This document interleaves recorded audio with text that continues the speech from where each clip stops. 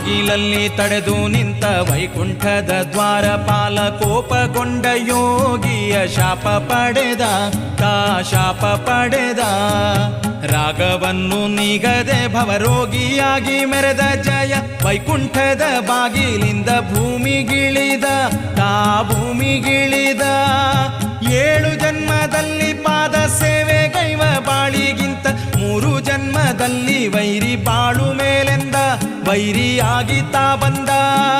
7 ಜನ್ಮದಲ್ಲಿ ಪಾದ ಸೇವೆ ಗೈವ ಬಾಳಿಗಿಂತ 3 ಜನ್ಮದಲ್ಲಿ ವೈರಿ ಬಾಳು ಮೇಲೆಂದ ವೈರಿಯಾಗಿ ಬಂದ ನರಸಿಂಹ ಭಯ ದೂರ ಸಿಂಹ ನರಸಿಂಹ ಭಯ ದೂರ ಸಿಂಹ ನರಸಿಂಹ ಭಯ ದೂರ ಸಿಂಹ ನರಸಿಂಹ ಭಯ ದೂರ ಸಿಂಹ